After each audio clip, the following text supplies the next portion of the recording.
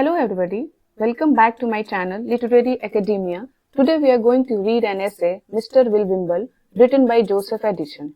So first of all, I would like to mention few facts regarding Joseph Addison's biography. He was a writer and politician. Okay, he was a writer and a politician. He was an MP. He founded The Spectator magazine with his friend Richard Steele. So he founded a magazine called The Spectator in collaboration with his friend Richard Steele.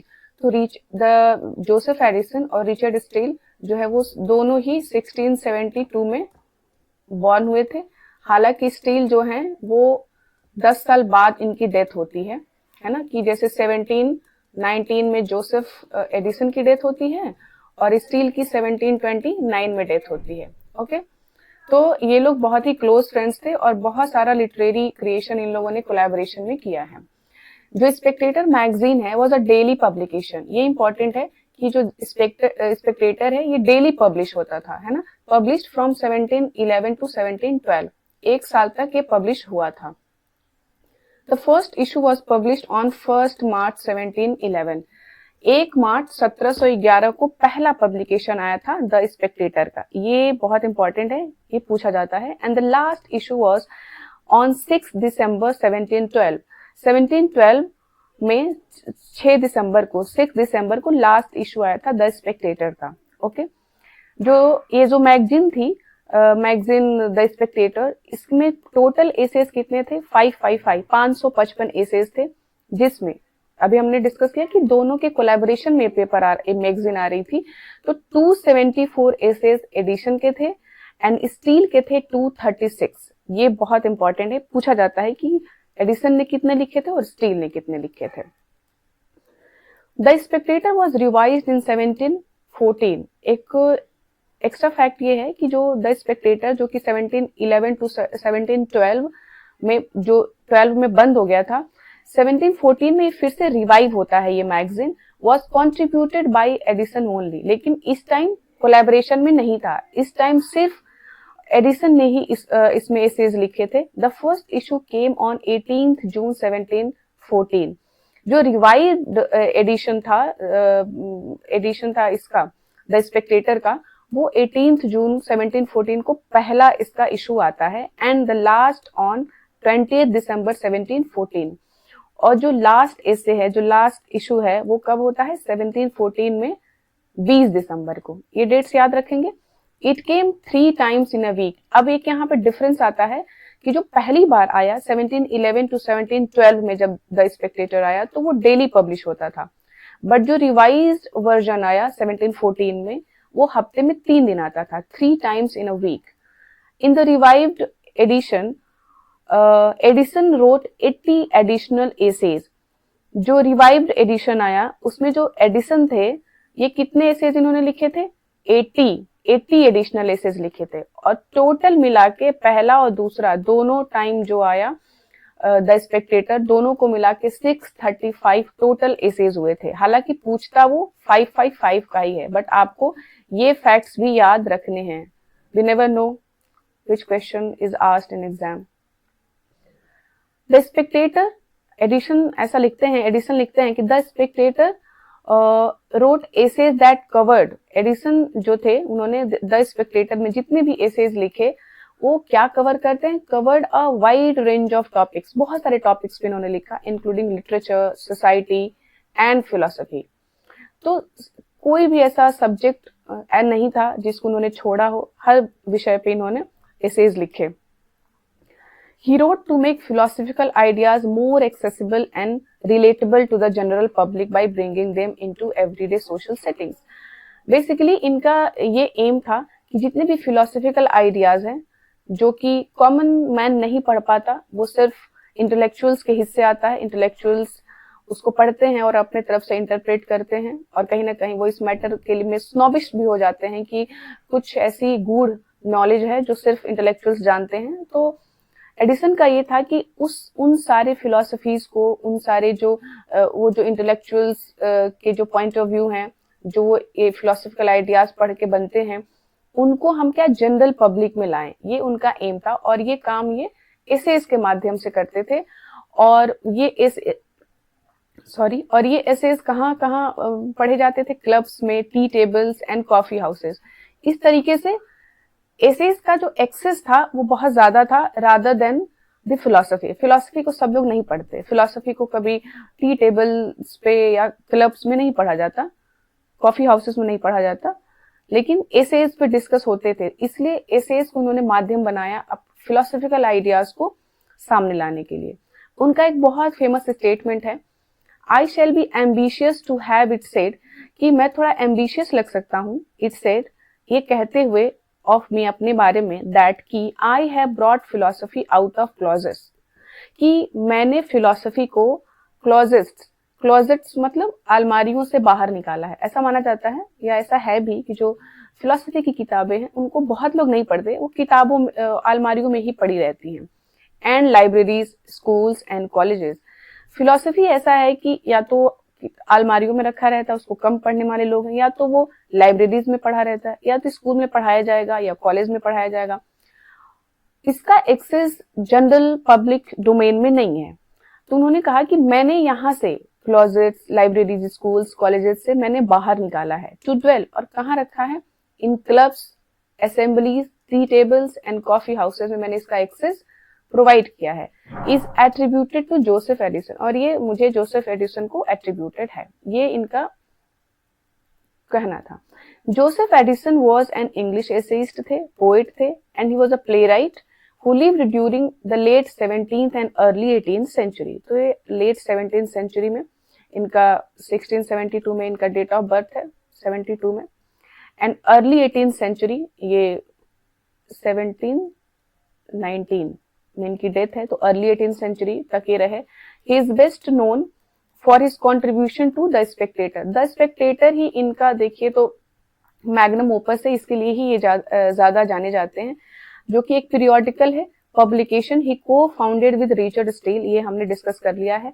This approach contributed to the popularisation of enlightenment ideas during its time, और इसके माध्यम से इन्होंने बहुत सारे अच्छे ideas spread किए जो कि इनके टाइम में एक इनलाइटनमेंट का काम किया है। ठीक है, तो अब हम पढ़ेंगे मिस्टर विल बिम्बल का टेक्स्ट। विल मतलब है विलियम, ओके। विल बिम्बल में जो विल है वो किसके क्या है? विलियम विम्बल, ठीक है, विल बिम्बल। यहाँ पे एज नहीं है, इसको एज आपके टेक्स्ट में होगा या आप ऐड कर लेंगे, यहाँ पे नहीं है।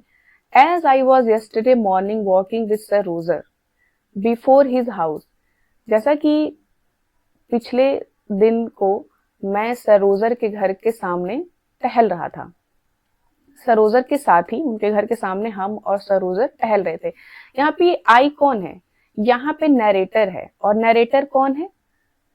Mister Spectator. नरेटर कौन है? Mister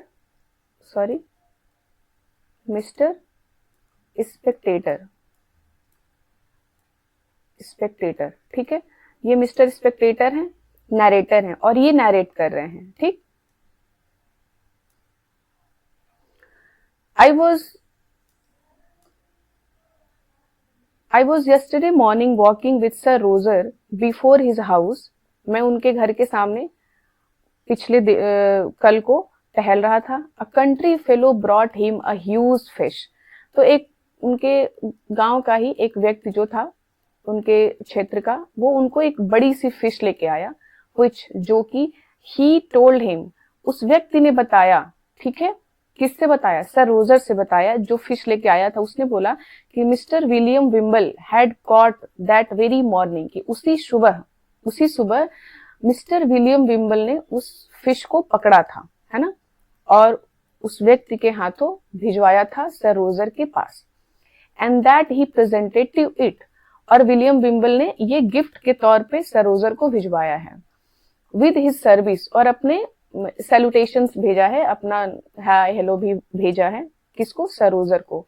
and intended to come and dine with him, और उन्होंने कहा, उस व्यक्ति ने कहा कि विल विम्बल की इच्छा है कि वो आए और आपके साथ भोजन करें। एट द सेम टाइम ही डिलीवर्ड अ लेटर, और उसके फिश के साथ ही साथ वो जो व्यक्ति था उसने एक लेटर भी सर रोजर को दिया जो कि विल विम्बल ने भिजवाया था, which my dear friend, which my friend, इनके फ्रेंड कौन है नरेटर के, sir Roger, read to me, उन्होंने मुझे पढ़ के सुनाया, as soon as the messenger left him, जैसे ही मैसेंजर फिश और लेटर देके वहां से गया, तो जो मेरे फ्रेंड थे सर रोजर डी कवर्ली, उन्होंने वो लेटर पढ़ के मुझे सुनाया। लेटर में क्या लिखा था, और ये लेटर किसने लिखा है, मिस्टर विल विम्बल ने। वो लिखते हैं, Sir Roger, I desire you to accept of a jack, मैं चाहता हूं, मेरी इच्छा है कि आप जो मेरा गिफ्ट है उसे एक्सेप्ट करें। और वो क्या है, अ जैक, ये क्या है, एक तरह की फिश होती है, jack is a kind of fish. तो वो कहते हैं, वो उन्होंने जैक भिजवाया है और लिखा है कि ये मेरी इच्छा है कि आप इसको गिफ्ट के तौर पे एक्सेप्ट करें, which is the best I have caught this season, इस सीजन की सबसे अच्छी फिश है जो मैंने पकड़ी है, और वो मैं आपको गिफ्ट के तौर पे भिजवा रहा हूँ। I intend to come and stay with you a week, मैं चाहता हूं कि मैं आपके यहाँ आऊं और रुकूं, विद यू अ वीक, आपके साथ एक हफ्ते मैं आपके यहाँ रुकूं, and see how the perch bite in the Black River, perch again a kind of fish, ये भी एक फिश है, और वो कहते हैं कि मैं आपके यहाँ एक हफ्ते रुकना चाहता हूँ, और ब्लैक रिवर में, वहीं पे आपके आसपास जो बह रही है ब्लैक रिवर जो है, उसमें पर्च की फिशिंग करेंगे और देखेंगे कि वो कैसे कैसे बिहेव करती है ब्लैक वाटर में, वो कैसे रहती है ना। फिशिंग जो है एक बड़ा ही आम सा शौक था, है ना, ब्रिटिश सोसाइटी में। तो फुर्सत में लोग फिशिंग करते हैं, और फिशिंग से कंसंट्रेशन पावर बहुत बढ़ता है, ये शायद हम लोगों को नहीं पता, उतना ज्यादा नहीं है हमारे यहाँ कॉमन नॉलेज में ये। I observed with some concern, मैंने ध्यान दिया था, the last time I saw you, जब मैंने आपको पिछले बार देखा था, ये विल बिम्बल लिख रहे हैं लेटर में, upon the bowling green, bowling green क्या है, एक प्लेस है, फील्ड है, दैट योर व्हीप मतलब चाबुक, that your whip wanted a lash to it, मैंने पिछली बार देखा था कि आपकी जो चाबुक है उसकी जो रस्सी है, जो फ्लेक्सिबल एंड होता है जिससे चाबुक मारते हैं, कि वो थोड़ी खराब हो गई है, और मुझे लग रहा है कि आपको एक नए लैश की जरूरत है। I will bring half a dozen, मैं 6 लैश लेके आऊंगा, विद मी अपने साथ, that I twisted last week, जिसको मैंने खुद पिछले हफ्ते बनाया है, which I hope will serve you all the time you are in the country, मुझे लगता है कि 6 लैश में आप जब तक कंट्री में रहेंगे आपका काम हो जाएगा, तब तक आप उसको यूज कर सकते हैं, विल सर्व, तब तक आप उससे अपना काम कर सकते हैं जब तक आप कंट्री में हैं। I have not been out of the saddle for 6 days last past मतलब पिछले 6 दिनों से मैं अपने सैडल से उतरा भी नहीं हूँ। सैडल मतलब होता है जो घोड़े की पीठ पे सीट बनाई जाती है जिसपे बैठ के घोड़े को राइड करते हैं, तो मैं सैडल से उतरा भी नहीं हूँ, मतलब कि वो 6 दिनों से सिर्फ हॉर्स राइडिंग ही कर रहे हैं। हैविंग बीन एट इटोन, मैं इटोन में हूँ, इटोन एक प्लेस है, with Sir John's eldest son, Sir John एक कोई कैरेक्टर है, सर जॉन के सबसे बड़े वाले बेटे के साथ में हूँ। He takes to his learning hugely, यानी कि वो सर जॉन के बेटे को हॉर्स राइडिंग सिखा रहे हैं और कह रहे हैं कि वह अपनी लर्निंग्स को बहुत सीरियसली लेता है, बहुत अच्छे से सीखता है। I am sir your humble servant, मैं आपका humble servant will बिम्बल।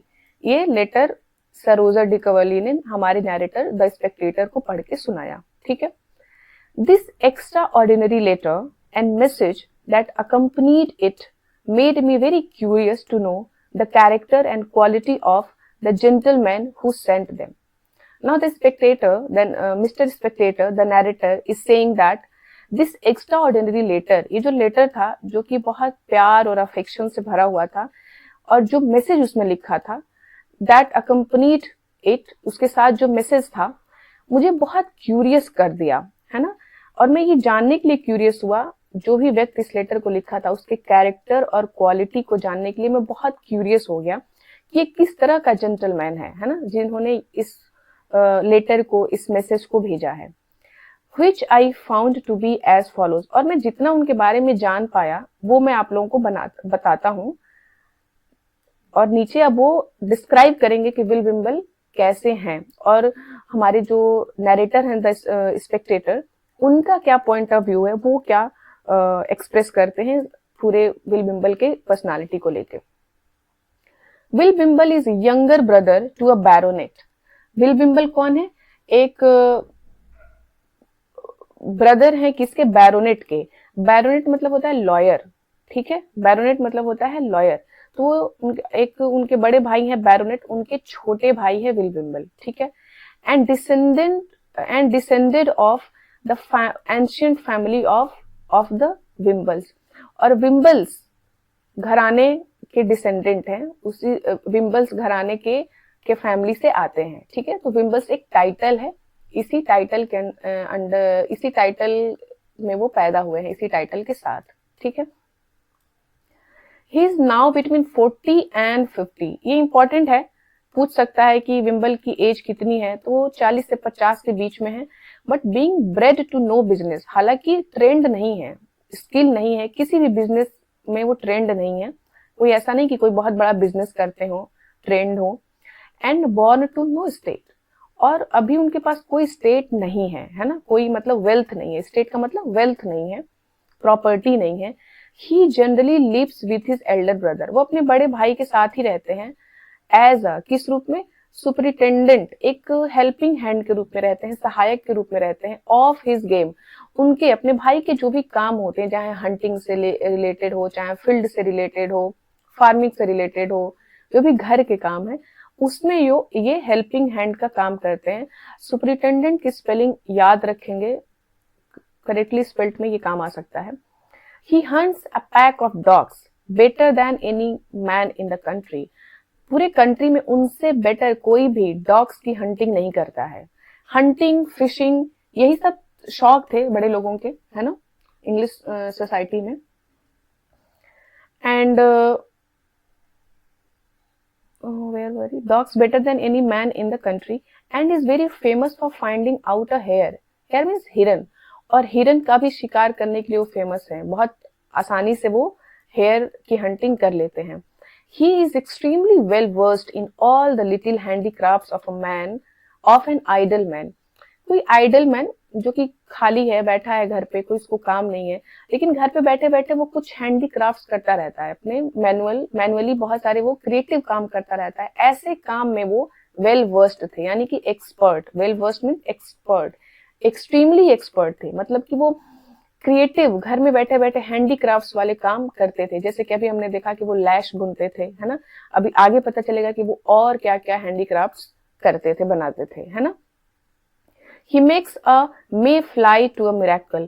May fly एक क्या होता है ना, छोटे छोटे इंसेक्ट्स का खाना होता है, एक जो कि एक्चुअली खाना नहीं होता, ये फिश के खाने के तौर पे यूज किया जाता है। ये इंसेक्ट होते हैं, पानी में रहते हैं और ये फिशिंग में काम आते हैं। तो वो बहुत चालाकी से इस मे फ्लाई को का यूज करते हैं फिशिंग में। And furnishes the whole country with angle rods. Angle rods होते हैं फिशिंग रॉड्स, जिससे फिशिंग करते हैं, तो फिशिंग रॉड्स भी बनाते हैं और पूरे कंट्री, फर्निशर मतलब बांटते हैं, पूरे कंट्री में क्या करते हैं, होल कंट्री में ये एंगल रॉड्स बांटते रहते हैं, ठीक है। As he is a good natured officious fellow, वो एक गुड नेचर्ड ऑफिशियस मतलब संभ्रांत परिवार से आते हैं और एक कुल मिला के एक अच्छे व्यक्तित्व के मालिक हैं। And very much steamed upon, और उनकी रेस्पेक्ट भी बहुत है, अकाउंट ऑफ हिज फैमिली, उनके फैमिली के नाम पे, विम्बल्स फैमिली से आते हैं इसलिए उनकी रेस्पेक्ट भी बहुत है। ध्यान दीजिएगा, उनकी रेस्पेक्ट उनकी फैमिली की वजह से है, क्योंकि वो विम्बल्स फैमिली से आते हैं, जो कि एक बड़ा टाइटल है। He is welcome guest at every house, इतना ही नहीं, हर घर में उनको वेलकम किया जाता है, एज अ गेस्ट उनको बहुत प्यार किया जाता है हर घर में, वो ऐसी पर्सनालिटी के हैं।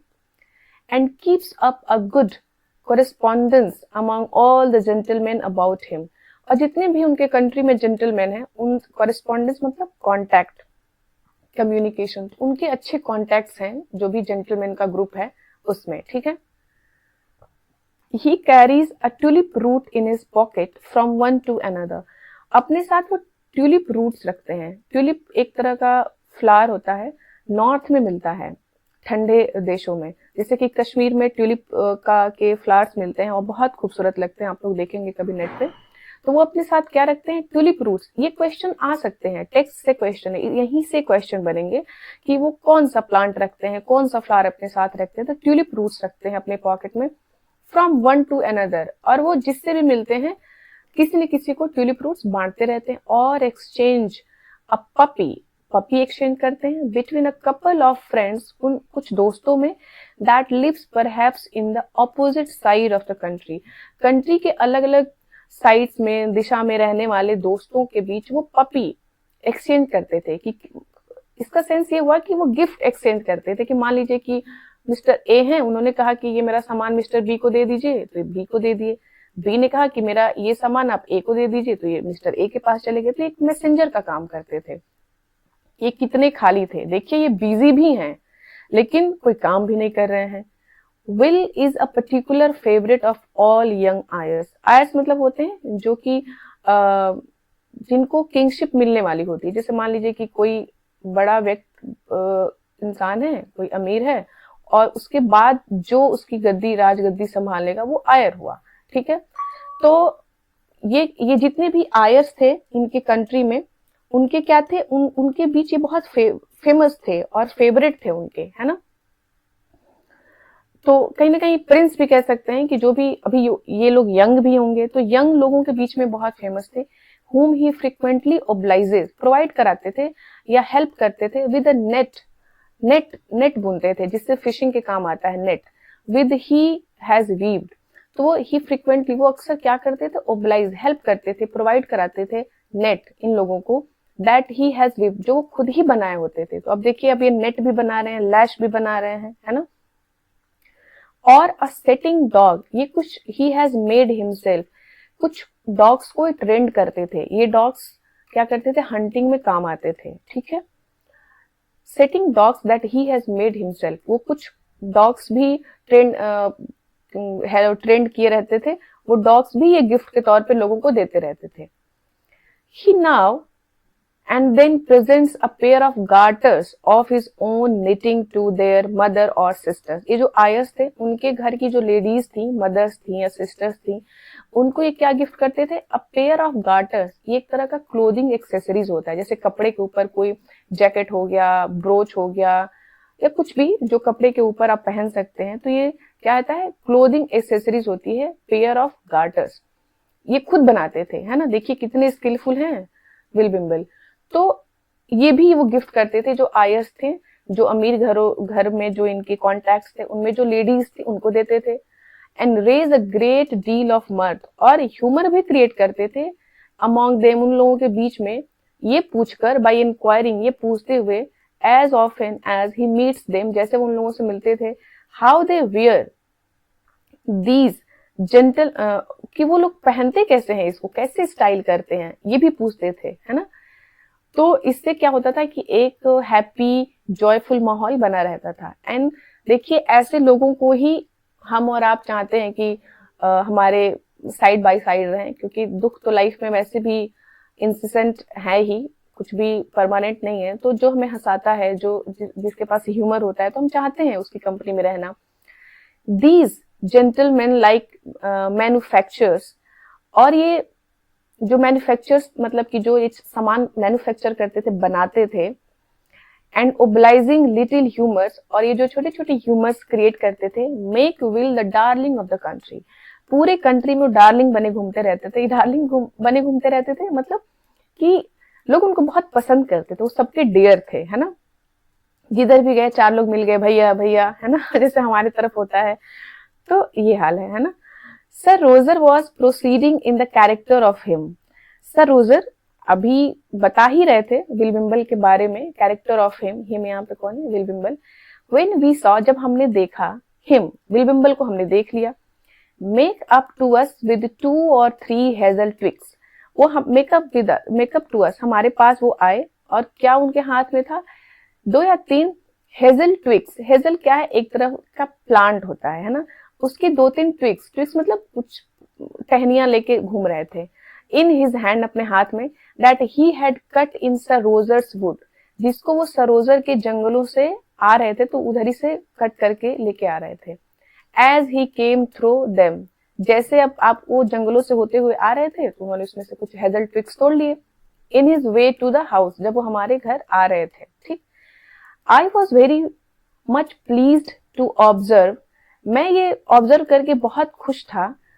ऑन वन साइड, एक तरफ तो the hearty and sincere welcome with which sir Roger received him, कि जिस वेलकम के साथ, जिस दिल से खुश होके और बड़े ही वेलकमिंग नेचर से सर रोजर ने उन्हें रिसीव किया। ठीक है, गर्मजोशी के साथ रिसीव किया सर रोजर ने विल विम्बल को। एक तरफ तो ये, and on the other hand, और दूसरी तरफ द सीक्रेट जॉय, वो एक छिपी हुई जो खुशी थी, विच हिज गेस्ट, जो गेस्ट कौन है, सर विल विम्बल, तो जो एक छुपी हुई जो खुशी थी विल विम्बल के चेहरे पे आई थी, discover at sight of the good old knight, वो उनको देखते ही, गुड ओल्ड नाइट कौन है, सर रोजर, तो सर रोजर को देखते ही विल विम्बल के चेहरे पे एक छुपी हुई खुशी आई, है ना। तो ये देखकर मिस्टर स्पेक्टेटर को बहुत अच्छा लगा। After the first salutes were over, जैसे ही हाय हेलो हुआ, ठीक है, Will desire sir Roger to lend him one of his servants to carry a set of shuttlecocks he had with him in a little box to a lady that lived about a mile off. इसको हम line by line देखेंगे, इसको एक एक word देखेंगे। जैसे हाय hello खत्म हुआ, salutes were done, Will desire, Will की इच्छा थी कि sir Roger to lend him one of his servants, Will ने कहा कि मुझे आप अपना एक सर्वेंट दे दीजिए, to carry a set of shuttlecocks, कि मुझे एक शटल कॉक का सेट पूरा भिजवाना है। शटल कॉक्स मतलब जिससे हम बैडमिंटन खेलते हैं, उनको भिजवाना है। ही हैड विद हिम, जो कि वो अपने साथ लेके आए थे, इन अ लिटिल बॉक्स, एक छोटे से बॉक्स में, और वो किसको देना था, to a lady that lived about a mile off, जो 1 माइल की दूरी पे रह रही थी, उनको भिजवाना था। टू whom it seems, ऐसा लगता है कि उनको he had promised such a present for above this half year, लग रहा है कि मतलब 6 महीने से उन्होंने उसको प्रॉमिस किया था उन लेडी को कि मैं आपको शटल कॉक्स भिजवाऊंगा। देखिए ये कितने सोशल इंसान है ना। सरोजर को भी गिफ्ट दे रहे हैं, सरोजर के पास आ रहे हैं तो फिर किसी और का भी गिफ्ट लेके आ रहे हैं। बिजी फुल हैं बट कोई ऐसा इम्पैक्टफुल काम नहीं कर रहे हैं। Sir Roger's back was no sooner turn but honest Will began to tell me of a large cock peasant that he had sprung in one of the neighboring woods. ठीक है, Sir Roger अभी पीछे मुड़े ही थे कि चलो भाई किसी सर्वेंट को बोलता हूँ कि वो विल बिम्बल का काम कर दे। वो अभी पीछे मुड़े ही थे कि विल बिम्बल जो थे, टू टेल मी, मुझे बताने लगे, of a large cock pheasant. Cock pheasant जो है एक बर्ड होता है, ठीक है। कॉक पीजेंट मतलब मेल बर्ड एक है। तो बताने लगे कि एक बड़ा सा कॉक पीजेंट मैंने, he had sprung in one of the neighbouring woods, मतलब जंगल। स्प्रंग मतलब किसी चीज को कहीं से निकालना। तो वो उन्होंने क्या किया था, एक बड़े से कॉक पीजेंट को उन्होंने मारकर निकाला था जंगलों से, बगल के ही किसी जंगल से उन्होंने उसका शिकार किया था और उसको निकाला था जंगल से। और ये बताने लगे स्पेक्टेटर को, मिस्टर स्पेक्टेटर को, with 2 or 3 other adventures of the same, और ऐसे ही 2-3 और एडवेंचरस कहानियां उन्होंने उतने ही देर में इनको सुना दिया मिस्टर स्पेक्टेटर को। ठीक है, और an uncommon characters are the game मतलब इंटरेस्ट, कुछ भी कोई भी ऐसी चीज जो किसी के इंटरेस्ट का हो। तो odd and the uncommon character, इस तरह के जो ऑड और अनकॉमन कैरेक्टर्स होते हैं, अनकॉमन लोग होते हैं जो अक्सर नहीं मिलते, आर द गेम, ये दोनों साथ आता है, ये एक एक्सप्रेशन है, ये इंटरेस्टिंग होते हैं। आई लुक फॉर, और ऐसे लोगों को मैं ढूंढता रहता हूँ। एंड मोस्ट डिलाइट इन, और मुझे इन लोगों से मिलकर खुशी भी होती है। ऐसा कौन कह रहा है, mister Spectator. For which region, और इसी कारण से, आई वॉज मच प्लीज, मैं बहुत खुश था, with the novelty of the person, ये जो नए से इंसान से मैं मिला था, मैं बहुत खुश था। दैट टॉक्ड टू मी, जिन्होंने मुझसे अभी बात की।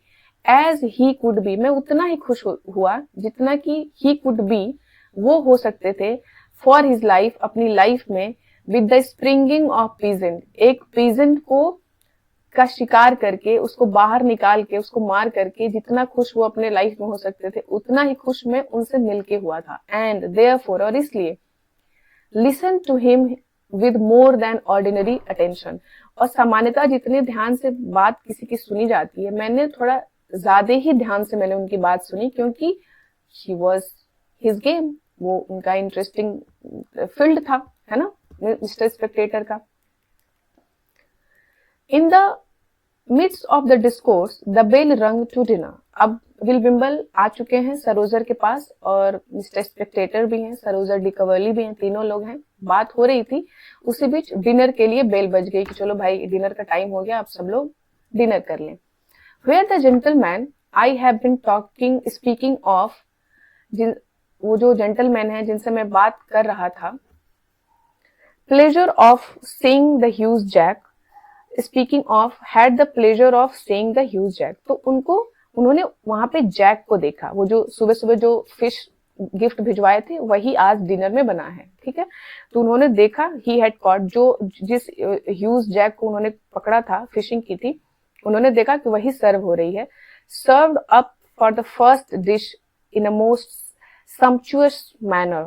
sumptuous manner मतलब लेविशली, या बहुत ही भव्य तरीके से, अच्छे तरीके से उसको सजा के फर्स्ट डिश के रूप में जैक को डिनर डिश में उसको प्रेजेंट किया गया है ना। Upon our sitting down to it, जब हम वहां पे बैठ गए और अपना डिनर स्टार्ट किया, he gave us a long account, एक लंबी कहानी उन्होंने बताया। How he had hooked it, उन्होंने कैसे जैक को मारा था, प्लेड विद इट, कैसे स्ट्रगल किया इसको पकड़ने में, फॉइल्ड इट, इसको हराया, एंड एट लेंथ, और लास्ट में Drew it out upon the bank, और कैसे नदी के किनारे उसको लेके आए। ये सारी बातें वो खाते खाते बता रहे हैं, ठीक है। With several other particulars that lasted all the first dish, इसके साथ साथ और भी बहुत सारी पर्टिकुलर्स मतलब स्पेसिफिक बातें बता रहे थे, जो कि फर्स्ट डिश के खत्म होने तक चली। फर्स्ट डिश क्या थी, जैक आई थी, जैक को सर्व किया गया था, ये याद रखेंगे। एलटी का एग्जाम टेक्स्ट बेस्ड है, वो कुछ भी पूछ सकता है। तो जब तक फर्स्ट डिश खत्म हुआ, तब तक जैक के बारे में बातें हो रही थी। अ dish of wild fowl that came afterwards furnished conversation for the rest of the dinner। उसके बाद जो सेकंड डिश आती है वो किसकी आती है, एक वाइल्ड फोल की, फोल मतलब बर्ड, एंड वाइल्ड मतलब एक वाइल्ड बर्ड की को पका के अच्छे से तैयार व्यार करके उसको एक सेकंड डिश के रूप में तैयार किया जाता है। केम आफ्टरवर्ड्स, उसके बाद वो आई। फर्निश्ड कन्वर्सेशन, उसके बाद जो कन्वर्सेशन थी वो किसके बाद में के बारे में होने लगी, वो इसी वाइल्ड बर्ड के बारे में बातचीत होने लगी। For the rest of the dinner, जब तक कि डिनर चला तब तक उस वाइल्ड बर्ड के बारे में बात होती। विच कंक्लूडेड, और लास्ट में क्या हुआ, वो जो कन्वर्सेशन थी वो कंक्लूड किस बात पे हुई, अ लेट इन्वेंशन, रिसेंट का ही एक इन्वेंशन जिसको विल बिम्बल ने किया है। कौन, कैसा invention, improving the quail pipe, improving the quail pipe. Quail pipe वो होता है, एक विसल होती है, सीटी, जिसको यूज करते हैं हम हंटिंग के टाइम। तो उसको और कैसे इम्प्रूव किया जा सकता है, इसमें कुछ तो इन्वेंशन विल बिम्बल ने किया है, और ये इसी बात के साथ जो है उस रात की जो कन्वर्सेशन थी वो खत्म होती है। Upon withdrawing into my room after dinner के बाद जब मैं अपने कमरे में आया, आई वॉज सीक्रेटली टच्ड, मैं मेस्मराइज्ड था, मैं इमोशनल भी था थोड़ा, with compassion towards the honest gentleman. ये जो ईमानदार सब जेंटलमैन थे, इनसे मैं बहुत इम्प्रेस था। दैट हैड डाइन्ड विद अस, जिन्होंने हमारे साथ डाइन किया था, यानी कि भोजन किया था, डिनर किया था। एंड कुड नॉट, मैं और कुछ तो नहीं कर सकता था, but consider with a great deal of concern, मुझे थोड़ी उनके बारे में चिंता हुई, थोड़ा मैंने कंसर्न मुझे हुआ।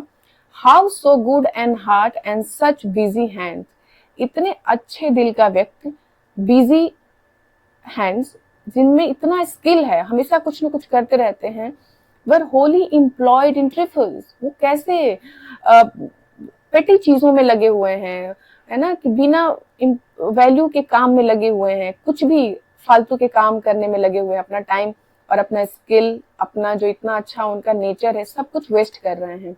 that so much humanity should be so little beneficial to others. इतनी ह्यूमैनिटी है उनके अंदर कि उसका बेनिफिट बहुत कम लोग उठा पा रहे हैं, बहुत कम लोगों को बेनिफिट मिल रहा है जितना उनके अंदर है। वो और भी बहुत कुछ कंट्री के लिए, समाज के लिए सर्व कर सकते थे। एंड सो मच इंडस्ट्री मतलब हार्ड वर्क, और इतना हार्ड वर्क करते हैं, so little advantageous to himself, लेकिन उस हार्ड वर्क का उनको एडवांटेज कितना मिलता है? सो लिटिल, बहुत कम उनको फायदा मिलता है। The same temper of mind and application of affairs, अगर इसी तरह के एटीट्यूड जैसे कि कंपैशन, बेनेवलेंस, सोशल टेम्पर जो उनका एटीट्यूड है, अगर यही सब एटीट्यूड और एप्लीकेशन ऑफ अफेयर्स और अदर मैटर में अगर वो इन सारी चीजों को यूज करते, might have recommended him to the public esteem, तो उन्हें ऐसा हो सकता था कि उनके नाम पर, इन सारी वजहों से पब्लिक में उनकी रिस्पेक्ट बढ़ती, ना कि अपनी फैमिली के नाम पे उनको रिस्पेक्ट मिलती, बल्कि उनको उनके काम की वजह से रिस्पेक्ट मिलता। And have raised his Fortune in another station of life, और लाइफ में किसी अन्य प्रोफेशन में वो बहुत अच्छा फॉर्चून, बहुत अच्छा वेल्थ, प्रॉपर्टी बना लेते। What good to his country or himself might not a trader or merchant have done with such useful though ordinary qualification? यहाँ पे जो स्पीकर है वो एक rhetorical question पूछता है। Rhetorical question are those question that don't need answer, ऐसे question जिनका कोई स्पेसिफिक आंसर नहीं होता, बट ये एक बात कहने का तरीका है कि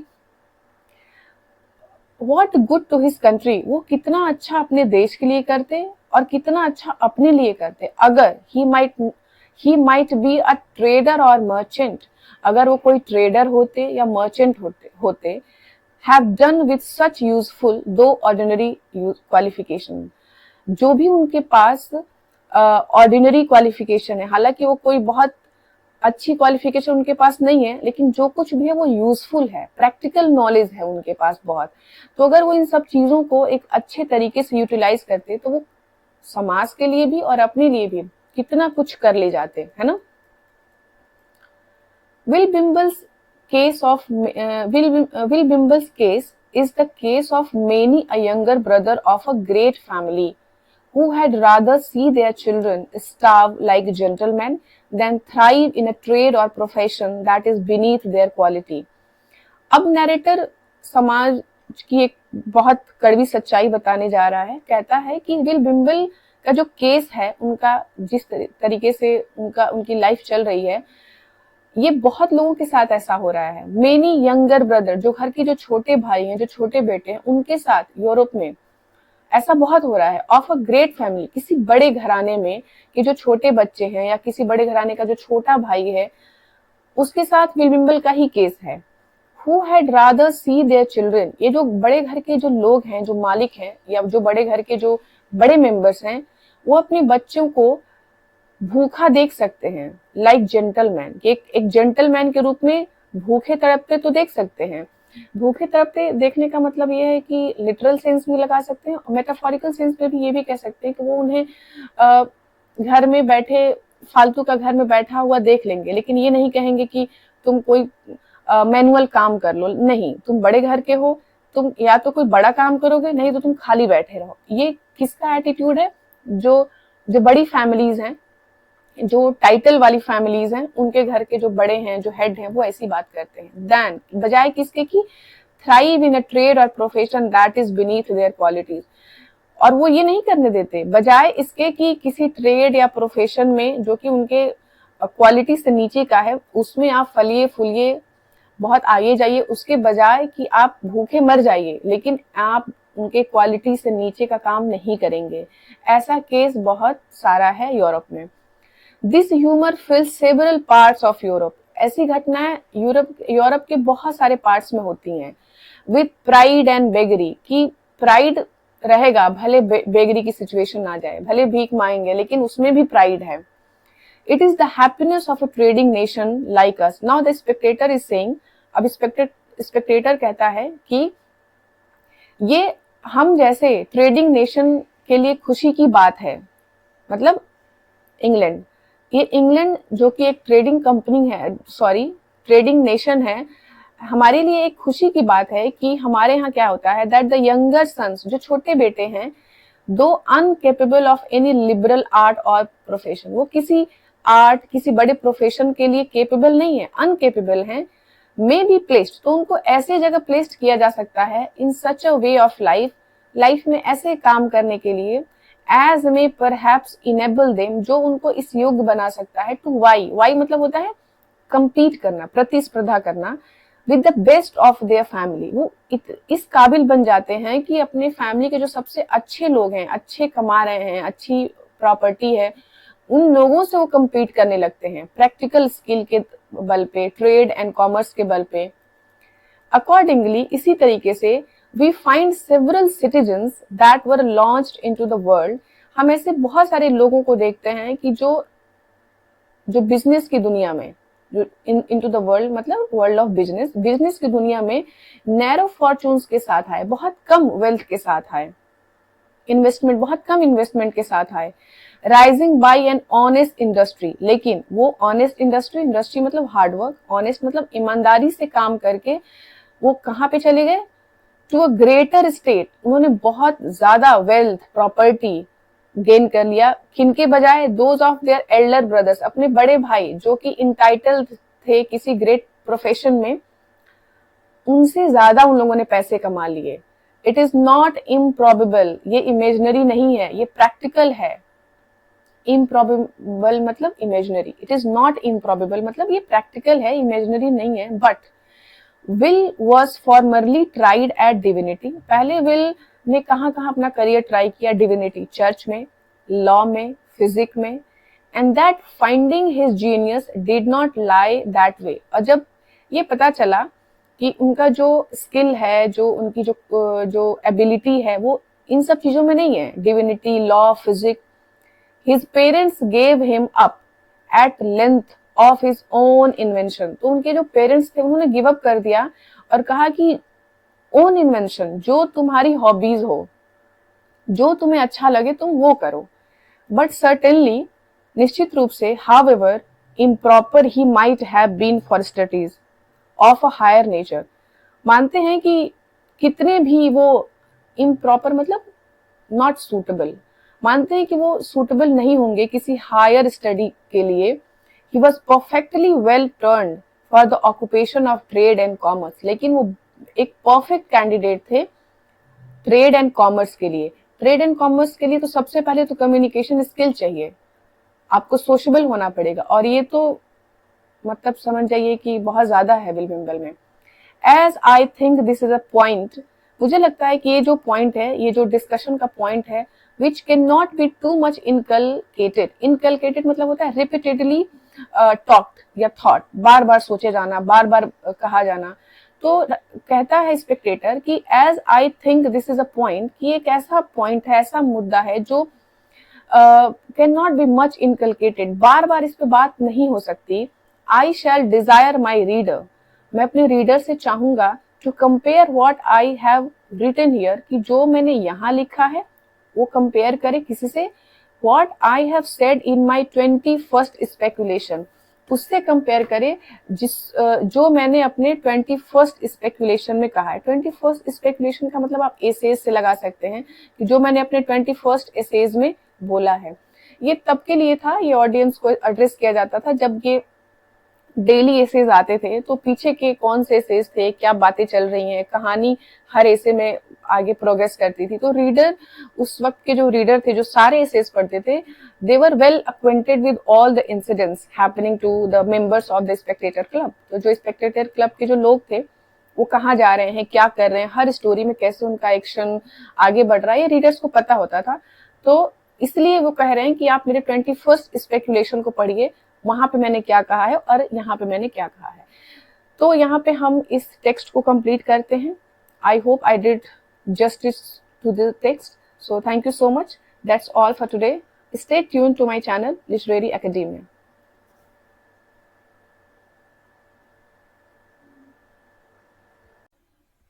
Hello everybody, welcome back to my channel Literary Academia.